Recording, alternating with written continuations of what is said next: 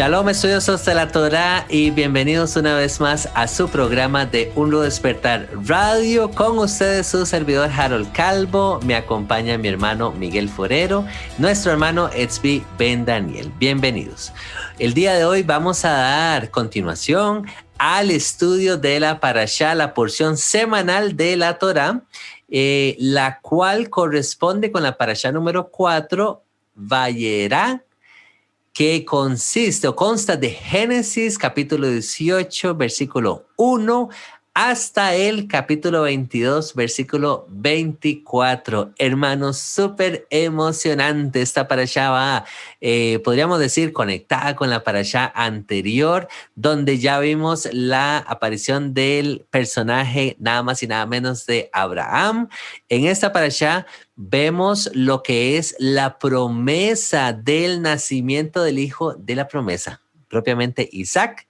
Vemos también cómo hay una intervención de Abraham intercediendo por la ciudad de Sodoma. Vamos a darnos cuenta el porqué de esto. Vamos a ver también la mención de la destrucción de estas ciudades, Sodoma, Gomorra, Adma y Zeboim. También vamos a ver otra intervención de parte de Abraham y el personaje de Abimelech. Vemos también incluida en esta parashá lo que es el nacimiento propiamente de Isaac.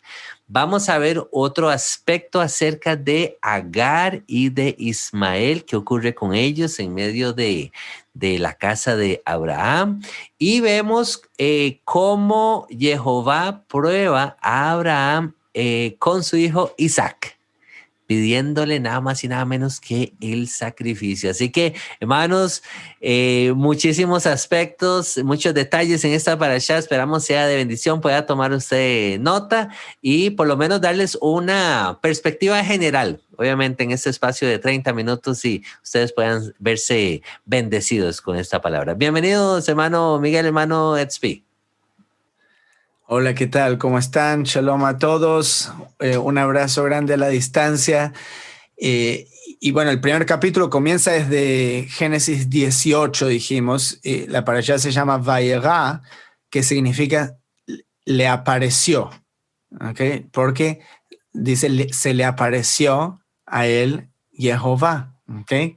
¿Cómo se ve eso? No tengo idea, pero la anécdota cuenta que vinieron 3 personas, ¿okay? Y estas 3 personas me gusta mucho porque vemos acá también el carácter de Abraham, ¿okay? Que era un hombre sumamente poderoso, habíamos dicho, pero tiene una actitud extremadamente humilde ante estas 3 personas. Él no está como una persona ahí poderosa en su oficina de CEO, y luego pasa gente por ahí muriéndose de hambre y de sed en el desierto y los dejas morir. O sea, y habla también de la cultura, obviamente del Medio Oriente hasta el día de hoy.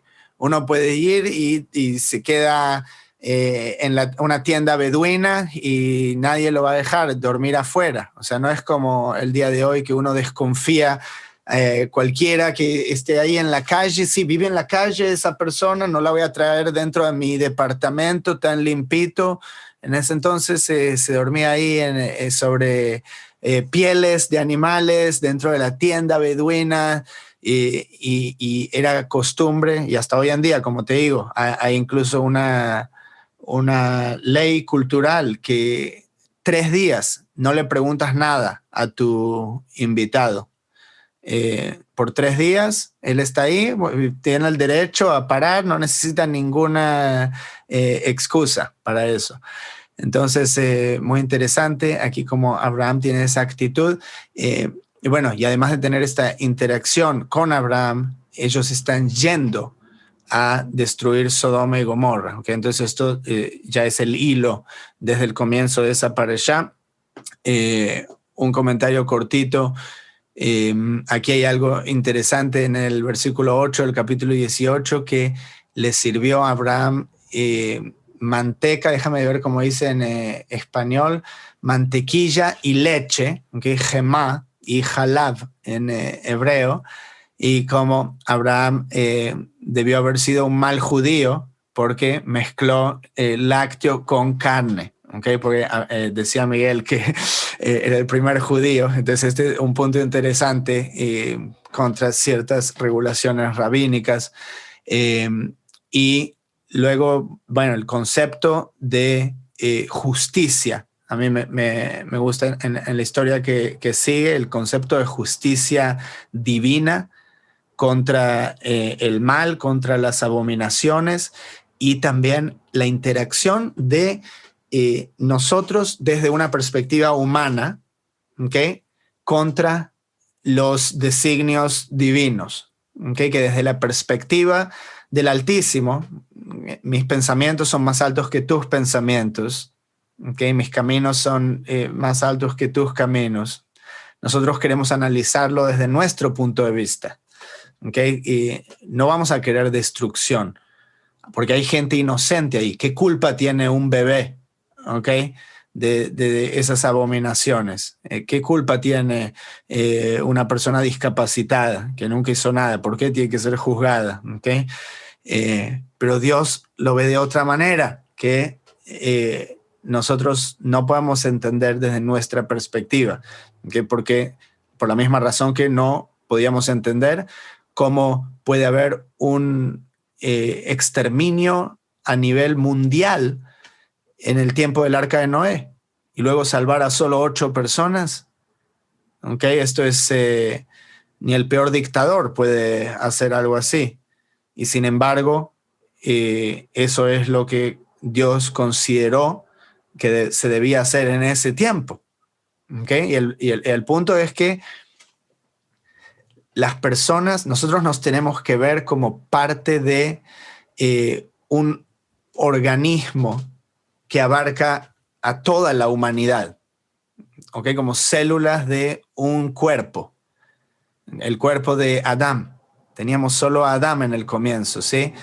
En Adán estaba toda la humanidad. Entonces, a pesar de ir creciendo en números, somos una humanidad, una vida. Dios solo puso un aliento divino en el primer hombre, ¿sí? Entonces, de vez en cuando es necesario, aparentemente, eliminar el mal como un cáncer o un tumor es eliminado del cuerpo, y muchas veces una pierna tiene que ser amputada, ¿okay? Y la persona piensa, sí, está bien, ampútame la pierna, porque prefiero que vivir sin una pierna y sin gangrena que tener las 2 piernas y después morirme todo, ¿sí? Entonces, hubo en la historia, y esto podemos ver cómo se repite, y a mí me gusta mucho pensar, o sea, esa es nuestra esperanza, que Dios pueda interceder contra el mal que es perpetuado en nuestra era, ¿sí? Cuando vemos a los gobiernos del mundo, cómo toman el poder, cómo hacen cosas aberrantes. Entonces, de la misma manera, bueno, Sodoma y Gomorra se tienen que ir. Y esto le es revelado a Abraham.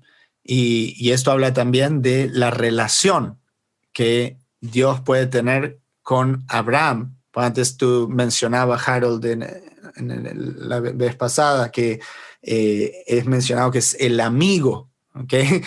De Dios. ¿Cómo puede estar esa relación entre el Creador y Abraham? Como sea que sea esa relación, que no tiene que ser igual a la nuestra, es simplemente notar que estaba esa relación y que este tipo de comunicación, que muchas veces nosotros nos resulta extraño o ajeno. Hermano Miguel.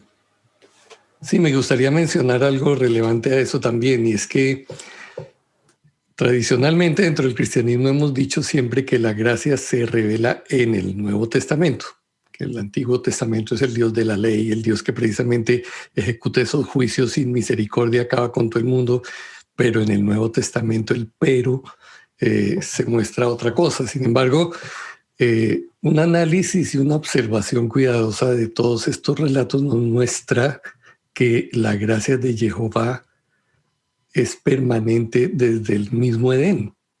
Porque cuando Adán y Java pecaron, eran merecedores de la muerte, pero simplemente Él les dio una opción, los saca del Edén y siguen ellos viviendo.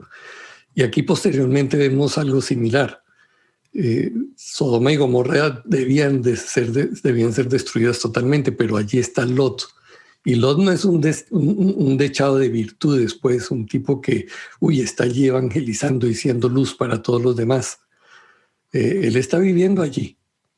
Y efectivamente, muy probablemente su familia es afectada por todo ese medio.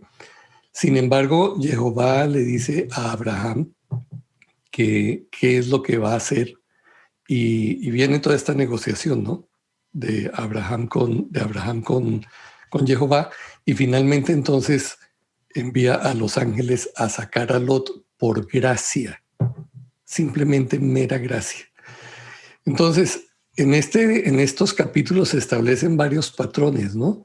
Uno de ellos es el del nacimiento, el anunciamiento, pues, de Yitzhak, que procede de una madre estéril, y lo mismo va a suceder con Rivka, con Rebeca y con Raquel, con Elisheba, con Elizabeth, la madre de Juan el Inmersor, el Bautista. Al igual que este otro patrón, ¿no?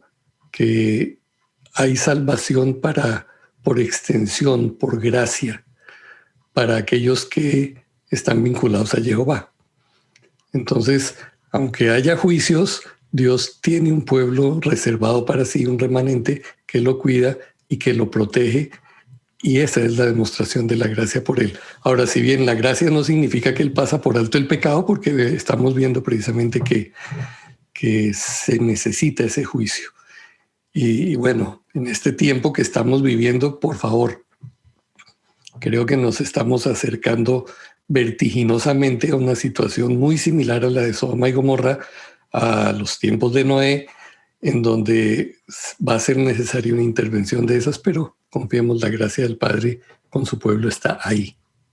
Así es, así es. Yo quería devolverme nada más un momentito y nuevamente resaltar esta relación de Abraham con Jehová. Encubriré yo a Abraham lo que voy a hacer. O sea, ¿quién es este sujeto Abraham?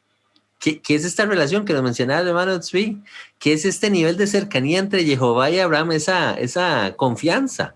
Esto es algo impresionante, hermanos. O sea, claro, a medida que vamos avanzando, nos vamos dando cuenta de quién es este personaje Abraham y vemos su corazón. Mira qué interesante, porque no solamente no le iba a encubrir a Abraham el plan de Jehová, sino que además de eso le dice: voy a hacer de ti una gran nación y van a ser benditas en ti todas las naciones de la tierra. Muchas veces yo, reflexionando acerca de este pasaje, le decía a mi esposa: mira qué interesante cómo la misma Torah nos da la respuesta de cómo Abraham va o cómo las naciones van a ser benditas a través de Abraham y a través de la descendencia de Abraham.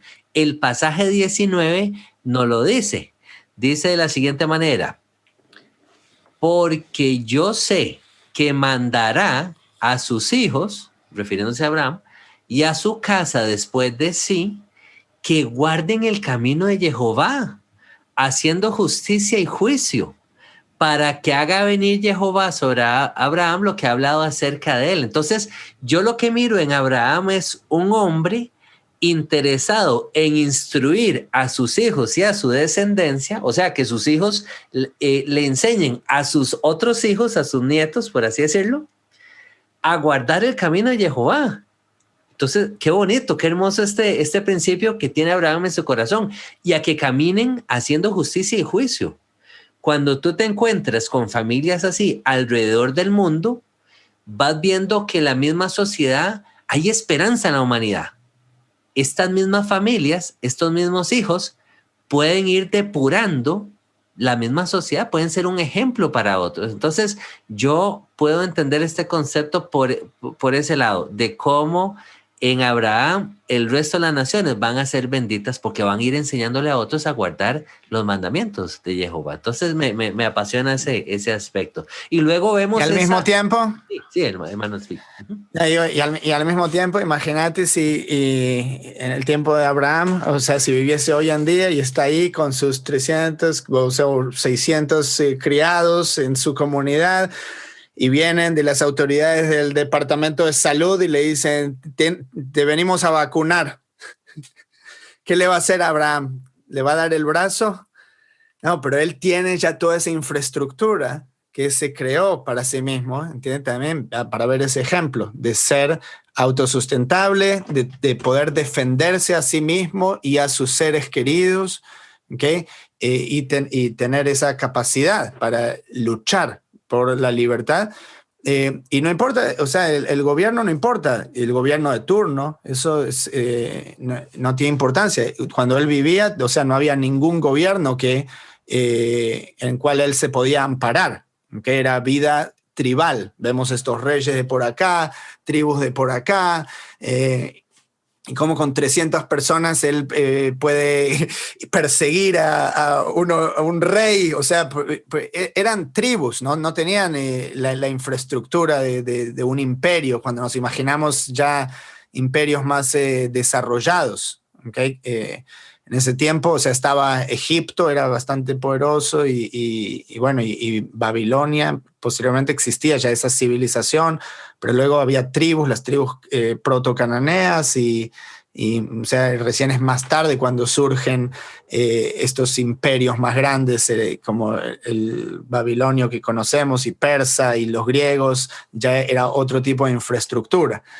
Pero entonces, sí, y tenemos el tema de que estos huéspedes vienen a anunciarle también el nacimiento de la promesa, que a Sara, y entonces todo esto sucede en medio de que va a ser la destrucción de Sodoma y Gomorra. Luego Isaac finalmente nace, y decíamos el tema de que él envía a Ismael, y solo en el punto aquí lo que quería mencionar es que Hagar era una egipcia, ¿okay? La mamá de Ismael, que tuvo relaciones con Abraham para darle a ese primogénito, que no fue el hijo de la promesa, y Abraham lo deja ir, ¿okay? Pero de aquí viene el Islam. Okay, las naciones árabes y la religión del Islam creen que Ismael fue el hijo de la promesa. Okay, y o sea, para simplemente sacar de aquí del texto mismo, cuando Hagar e Ismael están destituidos en el desierto, okay, y luego se le aparece un ángel, le dice...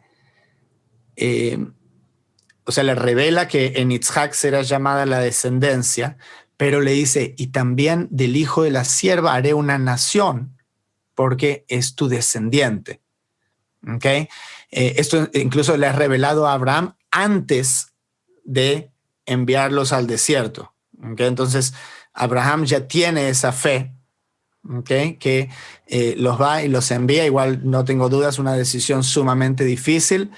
Y cuando está su hijo por morir y se le aparece el ángel a ella, le dice, yo haré de él una gran nación.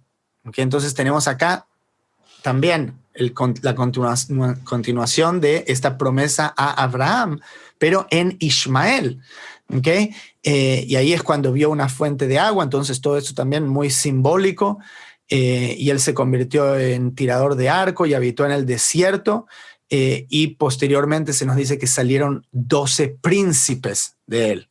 ¿Okay? Entonces tenemos una historia parecida, o sea, que no tenemos mucho contenido dentro de la escritura misma, pero tal como sucede con Jacob y las 12 tribus, sucede también con Ismael, que tiene su bendición, y 12 príncipes van a salir de él. Entonces, básicamente, porque salió de Abraham, ya tiene una bendición, simplemente en virtud de eso. y Jehová respeta esa descendencia, ¿verdad? De parte de Agar. Qué interesante esto, hermano Tzvi. Y podemos ver, no hay duda de que para Abraham, obviamente como padre, difícil esta separación. Vemos que Abraham no es un hombre ingrato. Él más bien aboga por el justo. Si nos retrocedemos un poquito, en medio de esta conversación que Abraham tiene con Jehová, cuando están por ir a destruir Sodoma, más bien vemos a un Abraham intercediendo por los rectos o las personas justas que puedan vivir en estas ciudades, ¿verdad? ¿Destruirás también al justo con el impío? Le pregunta Abraham a Jehová en medio de esa confianza, ¿verdad? Lejos de ti hacer el mal, le dice, que hagas morir al justo con el impío y que sea el justo tratado como el impío, nunca tal hagas. Pareciera como que Abraham está como llamándole la atención al menos en español, ¿verdad? A Jehová, el juez de toda la tierra, le dice, no ha de hacer lo que es justo. Entonces Jehová se vuelve y le dice, bueno, tenés un punto, Abraham, sí, tenés un punto. Si hubiesen 50 justos, entonces no voy a destruir la tierra. Y así hasta llegar hasta 10 justos, ¿verdad? Claro, por un justo, mejor sáquenlo de la ciudad porque viene fuego. Pero vemos que parte del carácter de Abraham es como ese hombre misericordioso. Además de que era bueno para la batalla, vemos ese aspecto en el carácter de él, de que él es un hombre que tiene cuidado por el hombre, por las personas rectas, las personas justas, ¿verdad?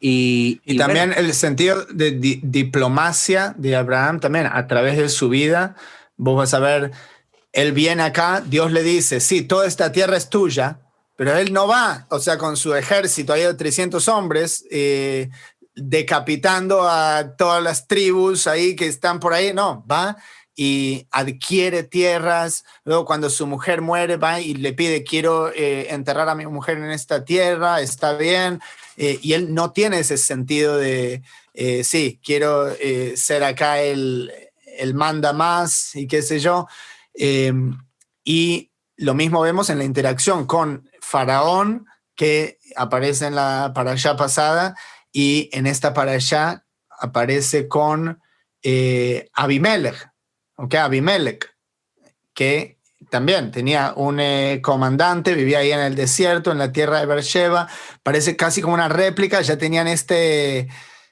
sketch con Sara, tú eres mi hermana, eso es lo que decimos, y está bien, o sea, yo no es que tenga un problema con eso tampoco, o sea, sí, él dice luego posteriormente a Abimelech, o sea, también es mi hermana, ¿ok? O sea, es una verdad selectiva, no se contaba como incesto esto, porque era de madre distinta y era común en la sociedad del Medio Oriente antiguo y incluso en sociedades islámicas hoy en día, tener más de una mujer. ¿Okay? Beduinos y familias palestinas hoy en día en Israel tienen 2 mujeres, es común. Si tienes 2 mujeres, puedes tener el doble de hijos y recibir el doble de asignaciones familiares del gobierno israelí. ¿Okay? Entonces también es un tema de capitalismo dentro de la sociedad, pero así es. Y él le dice a Sara que es la hermana, y este es el punto que quería rescatar de aquí. Dios se le aparece a Abimelech en un sueño, ¿ok? Porque a veces tenemos este concepto de que sí, solo a sus escogidos, o solo a los profetas, o solo a los cristianos, o solo a los judíos se le puede aparecer Dios, ¿ok? No, se le puede aparecer donde quiera, pues es un concepto distinto que tiene más fluidez a lo que nosotros nos imaginamos de Dios, que lo ponemos en una caja y decimos, esto solo es lo que Dios puede hacer. ¿Okay? Entonces, se le aparece Dios en un sueño, e incluso había interferido en cerrarle la matriz a las mujeres de ese poblado. Porque eso también es visto como una bendición o maldición, al revés de la sociedad actual, en donde la bendición es tener aborto legal y gratuito para poder prevenir tener hijos, ¿okay? Entonces es exactamente lo opuesto en la sociedad de Medio Oriente y en el trasfondo bíblico. Y luego hacen un pacto y llaman al lugar Beersheba, que es una ciudad hasta el día de hoy, que significa un pozo de agua, y Sheva significa 7, porque hacen 7 sacrificios, pero también significa juramento, Sheva. ¿Okay? Entonces, el juramento del pozo, o juramento de 7. Y moró Abraham en la tierra de los filisteos muchos días, termina el capítulo 21. Él era un extranjero, ¿okay?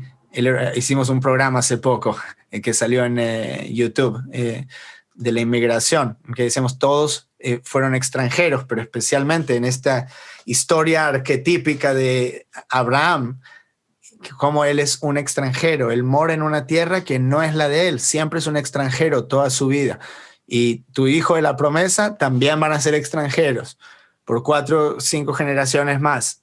Y luego recién es cumplida la promesa. ¿Okay? Entonces, como el ser humano tiene que poder establecer esta perspectiva de que no es todo sobre nosotros, ¿okay? Que nosotros, o sea, cuando digo esto me lo estoy diciendo a mí mismo, obviamente, no es algo que voy aprendiendo cada vez que me pongo a pensar en esto, y por esto es el tema de la parashá misma, ¿sí? Solo para volver sobre lo mismo año tras año y vernos en relación a eso.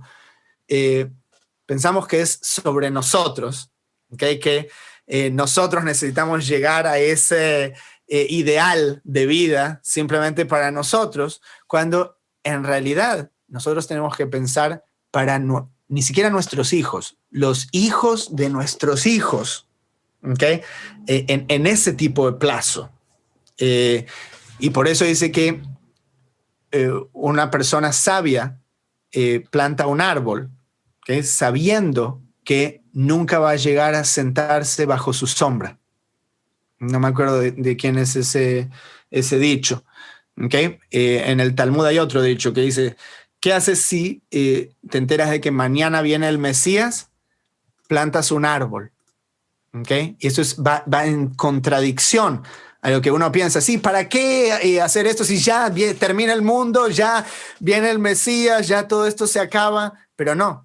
En realidad, nuestra mentalidad debería ser lo opuesto. Debería ser, vale la pena prepararse y mirar hacia el futuro en ese sentido. Y eso nos da también un propósito de que somos parte de algo más grande que nosotros mismos. Entonces, limitado a nuestros 60, 70, 80 años de vida. Somos parte de algo que viene desde hace muchas generaciones y va a seguir por muchas generaciones. Me gustaría anotar alguna cosa importante sobre Abraham y Isaac, la prueba de ellos, porque es en este último capítulo de esa parasha donde se menciona el asunto de que Jehová le pide a Abraham que sacrifique a su hijo. Y de hecho, esto es un llamado no solamente a corregir nuestras imágenes mentales, porque usualmente pensamos, por todos los gráficos que hemos visto, fotografías, películas, que Isaac era un niño de 10, 12, 14 años y nos perdemos de la riqueza del pasaje. Según la tradición hebrea, parece que Isaac era ya un hombre de más de 30 años. Incluso algunos dicen 37 años. Y esto pone la balanza de otra manera, porque significa que ante esa disposición de Abraham para ir a sacrificar a su hijo, necesitaba contar con la voluntad, la disposición de Isaac para dejarse sacrificar. Entonces, la prueba no fue solamente para él, para Abraham, porque siempre nos enfocamos en cómo fue él dispuesto a entregarlo, sino también para Isaac, que estaba dispuesto a dejarse sacrificar. De hecho, si era un hombre ya maduro, pudiera haberle dicho a su papá: bueno, ¿qué te pasó? ¿Te enloqueciste? ¿Qué es esto de que me vas a sacrificar? Olvídate de eso, y salir e irse. Pero por el contrario, lo que vemos es que él lleva sobre sí la leña, y en esto hay un paralelismo con Yeshua. Sí. lleva la leña para el holocausto, voluntariamente se somete al plan de Abraham, se deja atar y se deja colocar allí, no se queja durante todo el proceso. Y en todo eso encontramos un paralelismo entre lo que sucede con Yeshua cuando va a la cruz. Entonces, quería mencionarlo para que ustedes, en la medida que lo lean y reflexionen en esto, puedan hallar quizás más detalles de esos paralelos y podamos rescatar igualmente que la prueba fue también para Isaac y que evidentemente esta circunstancia, este trance, fue lo que marcó de una manera definitiva o confirmó la identidad de Abraham como una persona especial para Jehová. Así es. Manos, qué manera de cerrar esta parashá con esa prueba de Jehová para con Abraham y su hijo Isaac y pedirlo en sacrificio, ¿verdad? No quisiera estar en los zapatos de Abraham en este momento, ¿verdad? Para los que somos padres, muchas veces decimos, ay, yo me identifico con tal personaje, ay, qué bonito, sí, el padre de la fe, ¿verdad? No quisiera yo pasar por una situación como estas, pero en la cual Abraham vemos finalmente que sale airoso, ¿verdad? He conocido, le dice el ángel, o Jehová a través del ángel, he conocido que no me has negado a tu hijo.